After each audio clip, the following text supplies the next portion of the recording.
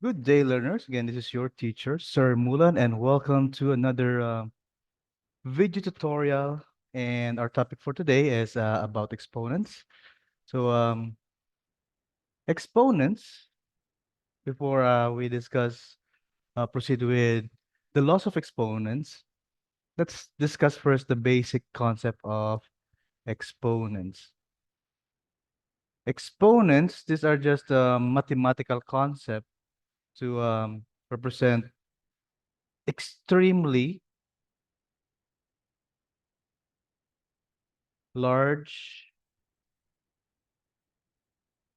or extremely low or small, extremely small numbers. All right, so and it is composed of this, let's say x and m. M is any number, and m also any number or any integer. This could be positive or negative, where our x is our base and our m is the exponent. Paanong masabing extremely large?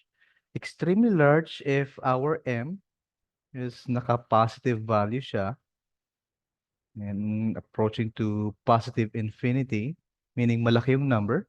And if our m is maliit, naka-negative value siya, could be approaching to negative infinity. Kaya extremely low.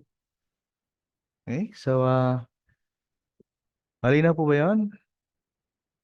Okay, so let's proceed with the laws of exponent, and I'll be discussing two laws of exponent for today or in this video. So, merong 8 laws of exponent. Okay, let's laws of exponents. Ito yung governing rules or laws involved sa pag-solve ng mga exponents. Laws of exponents. All right. So the very first law is what we call the product rule. Product rule of exponent.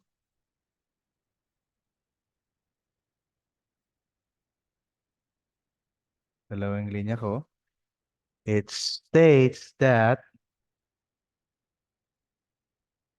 if we are multiplying exponents with the same base and with different exponents, ano yung base? A yung base, magkaiba yung exponent sila.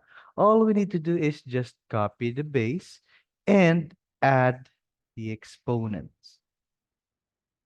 Example. Sample number 1.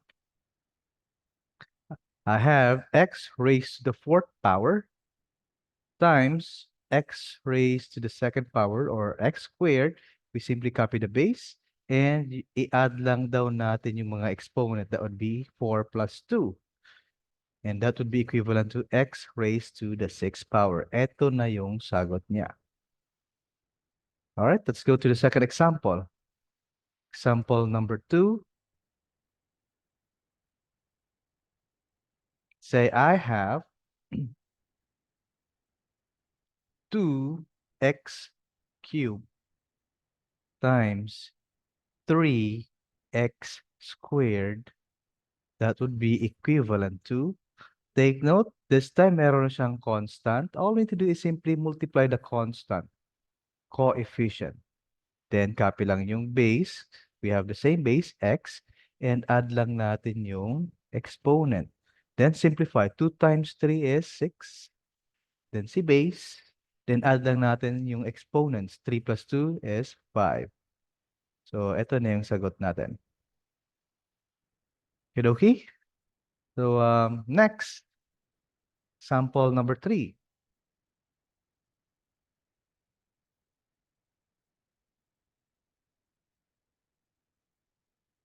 That would be x squared y cubed times 2x y squared. Notice na may katabi siyang constant dito na 1. 1 times 2 is 2. Then, si x squared. So, 2 plus, wala ka nakikitang exponent, means that the exponent is equivalent to 1. Then, si y. Then, add lang natin yung mga exponents ni y. 3 plus 2. And this can be simplified to 2x cubed y to the 5th. All right. So, malinaw ba? All right. So, I do hope malinaw. And let's move to the second law of exponent. And itong second law na to, meron siyang tatlong cases. I-discuss ko lang yung unang case ngayon, and on my following video, I'll explain the other two cases. So, laws of exponents pa rin tayo. Laws of exponents. So, yung second law na i-discuss ko is kabaliktaran ng unang law. Kabaliktaran ng product. Ang product ay sagot sa multiplication. Ano ang tawag sa sagot sa division? That would be quotient. Quotient rule of exponents.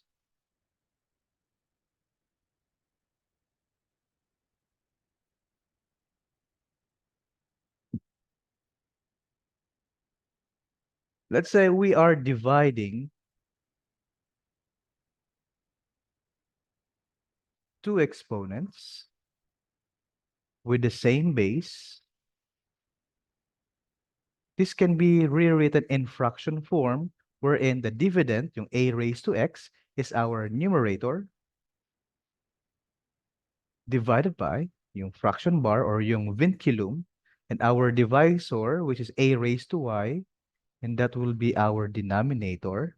Ang sabi sa quotient rule of exponent is that all we need to do is copy the base. Kung kanina nag-add tayo, ang kabaliktaran ng pag-add ay subtract. Subtract lang natin yung exponent ni dividend by the exponent of the divisor.